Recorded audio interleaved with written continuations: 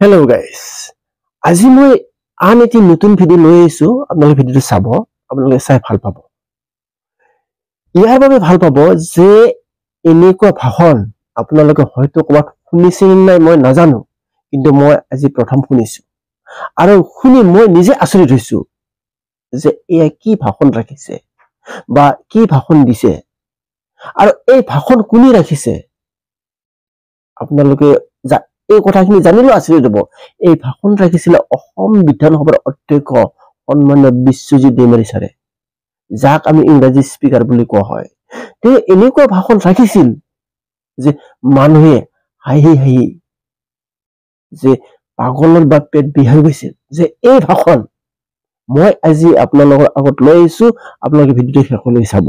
তেন্তে আহক আমি অসম বিধানসভাৰ অধ্যক্ষ বিশ্বজিৎ দৈমাৰী ছাৰৰ ভাষণটো শুনো। প্ৰেম হৈ গ'ল, কি কৰিব?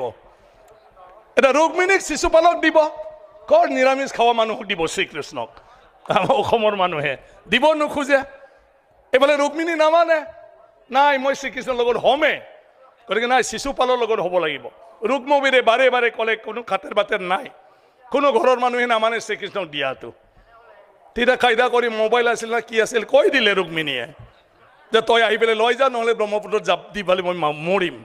উপায়তো নাই, শ্ৰীকৃষ্ণ ঈশ্বৰ হয়, চবকে বচাব লাগে। সি যদি চুইচাইড কৰে কি হ'ব ঘটনাটো, হয় না?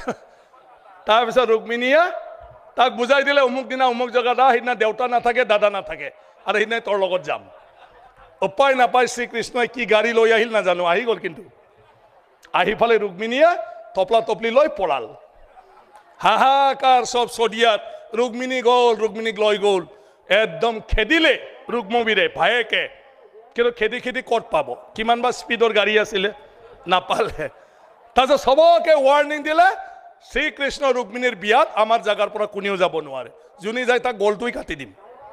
কোনেও যাব নোৱাৰিলে সেই বিয়াত, সেইটোত। কিন্তু তাৰপিছত আকৌ সংযোগ হ'ল ক'ত? অনিৰুদ্ধ নাতিয়ে যেতিয়া চদিয়াত কুৰ্মা গোষ্ঠীৰ ঘৰত আহি থাকে আইতাৰ, তেতিয়াই উষাৰ লগত ব্ৰহ্মপুত্ৰ পাৰত তেজপুৰত লগালগি হৈ গ'ল। লগালগি হৈ উষাই দেখিলে ভাল ল'ৰা, ধুনীয়া। তাৰপিছত চিত্ৰলেখাক ক'লে, চকী কোনে এইটো, দেখাত ভাল দেখোন। চিত্ৰলেখাই এইটো মোৰ 2 মিনিটৰ কাম। চিত্ৰলেখা বহুত বুদ্ধিমতী আছিলে, আজিকালি কলেজৰ ছোৱালীবিলাকৰ নিচিনা। ফটাফট মানে যাক তাক সুধি মেলি ওলালে, সেইটোতো আচল শ্ৰীকৃষ্ণৰ নাতি হয়।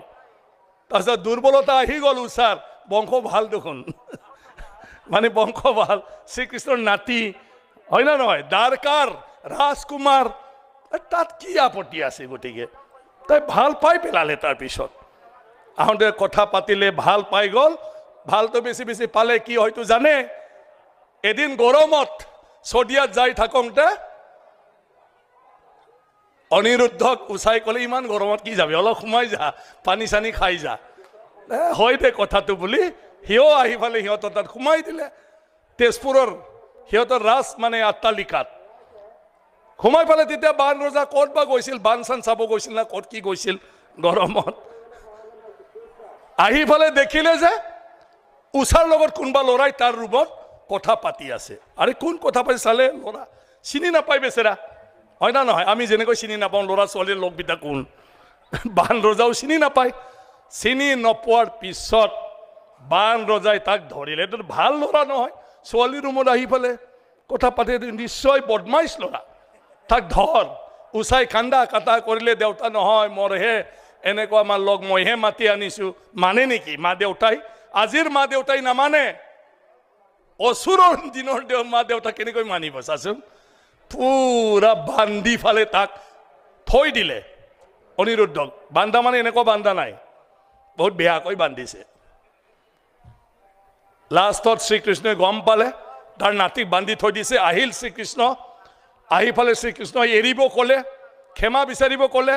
সৰু ল'ৰা, তাক এনেকুৱা কৰিব পায় নেকি, এইবিলাক বয়সত তেনেকুৱা হয়, বহুত বুজনি দিলে। নাই, বান ৰজাই নামানে, নাই এইটো ঠিক নহয়। বান ৰজাই আকৌ তাকো গালি দিলে, তোৰে লৈছে চালা, তইও তোক পলাই লৈ গৈছে ৰুক্মিণীক, এতিয়া তোৰ নাতিও মোৰ ছোৱালীক পলাই লৈ যাব, তোৰ স্বভাৱটোৱে লৈছে।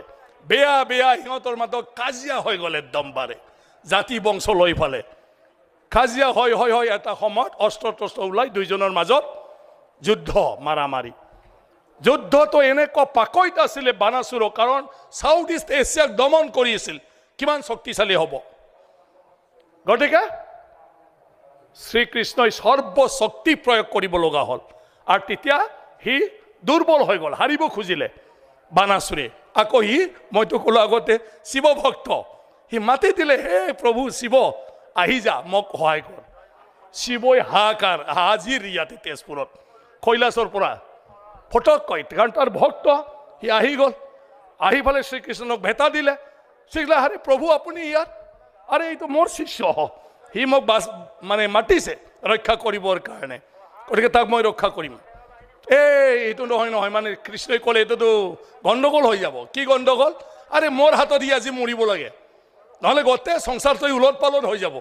সি এদিনো আৰু বাচিব নোৱাৰে বান ৰজাই আপুনি এৰি দিয়ক মই তাক মাৰিম তেতিয়া ক'লে মানে শিৱই বাপৰে বাপ মোৰ ভক্তক যদি মই বচাব নোৱাৰোঁ চালা দুনিয়াই মোক কিয় পূজা কৰিব গতিকে মই নোৱাৰোঁ সিহঁতো কম নহয় শিৱটো হয় না নহয় ডাবল ট্ৰাইবেলৰ দেৱতা সিও একদম বাৰে ভাং চাং খাই থাকে না তাতেতো একদম বাৰে গতিকে শিৱই নামানে একদম বাৰে নাই মই যদি মোৰ শিষ্যক বচাব নোৱাৰোঁ ভক্তক বচাব নোৱাৰোঁ কোনে মোক মানে দেৱতা বুলি ভাবিব কোনে মোক পূজা কৰিব বহুত দুইজনৰ মাজত উপায় নাপায় শিৱই লাষ্টত কৰে ঠিক আছে তাক মাৰাত মোৰ আপত্তি নাই কিন্তু মোৰ লগত যুদ্ধ কৰি মাৰিব লাগিব কেনেকৈ মাৰে কিন্তু তোমাক মাৰিবৰ কাৰণে মই ঠিক আছে মাৰ বুলি মই এৰি দিব নোৱাৰোঁ কণ্ডিশ্যন দিলে যে মোৰ লগত যুদ্ধ কৰিহে মাৰিবি তে উপায় নাই শ্ৰীকৃষ্ণই ধৰ্ম পালন তেওঁতো ধৰ্ম পালন কৰিব লাগিব ধৰ্মৰ কাম কৰিব লাগিব যুদ্ধ শিৱৰ লগত এনেকুৱা কি অস্ত্ৰ মাৰিছে দুইজনে ভগৱান জানে ইমান মানে ভয়ানক যুদ্ধ হৈছে লিখিবলৈ পৰা নাই ইমানখিনি কথাটো মাত্ৰ বোলে গোটেই জগত গ্ৰহ নক্ষত্ৰ সব বোলে তলন্তবং হৈ গৈছে অকল পৃথিৱী নহয় এইটো সময়ত জগতটোই শেষ হ'ব সব দেৱতাই একদম বাৰে ব্ৰহ্মাক প্ৰাৰ্থনা কৰিলে প্ৰভু কি চাই আছে গোটেই আপোনাৰ সৃষ্টি ধ্বংস হ'ব আহি পালে সেই যুদ্ধটো বন্ধ কৰক উপায় নাপায় ব্ৰহ্মাই তেজপুৰত নামিব লগা হ'ল ব্ৰহ্মাই তেজপুৰত আহি গ'ল দুইজনকে বাধা দিলে এই ষ্টপ বুলি কৈ দিলে সেই যুদ্ধটো এটা স্বয়ং ব্ৰহ্মাই ষ্টপ কৰিব দিলে শিৱ আৰু শ্ৰীকৃষ্ণই ববা লাগি চাই থাকিল কাৰণ ব্ৰহ্মা আহি গ'ল মাজত যেতিয়া ব্ৰহ্মাক দেখিলে বানাসুৰে আৰে বাবা সেইটোতো শিৱতকৈও ডাঙৰ সি লগে লগে ভৰি ধৰিলে প্ৰভু আপুনি ইয়াত শালা বদমাইছ মই ইয়াত মানে তোৰ কাৰণে আহিব লগা হলো মই ইয়াত ঠিকছে গালি দিলে তই জানা তই সাধাৰণ অনিৰুদ্ধক বান্ধি দিয়াৰ কাৰণে শ্ৰীকৃষ্ণ আহিল তাৰ লগত তৰ্ক যুদ্ধ কৰিলি ইয়াৰ পিছত তই মাৰামাৰি কৰিলি আৰু শিৱক মাতি দি পেলাই ইহঁতৰ লগত আৰু যুদ্ধ লগাই দিলি আৰু জানা ইয়াৰ কাৰণে গোটেই জগতে ধ্বংস হ'বলৈ গৈ আছে সব তোমাৰ কাৰণে গোটেইটো তোমাৰ গতিকে মানুহ মানে কি মানৱ জীৱন মানে কি সেইবোৰ এই কিবাটো হ'বই কিন্তু ইমান ডাঙৰ কাণ্ড তই কিয় কৰিব লাগে তাক বহুত কথা বুজালে সিও কিবা কিবি সুধি থাকিল তাক বুজাই থাকি এনেকুৱা জ্ঞানী হৈ গ'ল বান ৰজা সব বস্তুৱেই মিছা দেখোন একো দৰকাৰ নাই লগে লগে ব্ৰহ্মাক সি ভৰি চুই ক'লে প্ৰভু মই সব বুজি পালোঁ আজিৰ পৰা মোক একো নালাগে ধন সম্পত্তি ৰাজপাট তাজপাট নিজৰ বংশ পৰিয়াল আজি মই ত্যাগ কৰিলোঁ আজিৰ পৰা মই সন্ন্যাস ল'লোঁ বুলি কয় সেইদিনাৰ পৰা সি তেজপুৰৰ পৰা ওলাই গ'ল ক'ত ওলাই গ'ল শেষটো মহাভাৰতত পোৱা নাই সাধু হোৱাৰ পিছত কোনে চিনি পাব এতিয়া হয় না নহয় আমাৰ কত স্পিকাৰ আছে MLA আছে কালি যদি লতা লৈ ঘটি লৈ হালদিয়া পিন্ধি কামাখ্যা যদি পাণ্ডা হৈ থাকে চিনি পাব নেকি আমাক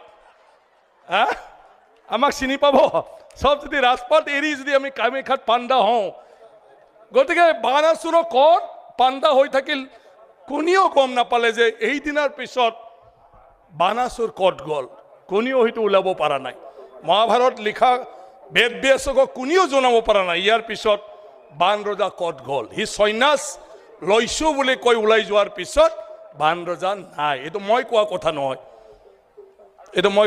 নহয় সেইটো ইতিহাসত তাত থকা কথা হেল্ল' গাইজ, আপোনালোকে অসম বিধানসভাৰ অধ্যক্ষ বিশ্বজিৎ দৈমাৰী ছাৰৰ ভাষণ শুনিলে? ভাষণ শুনি কেনে লাগিল?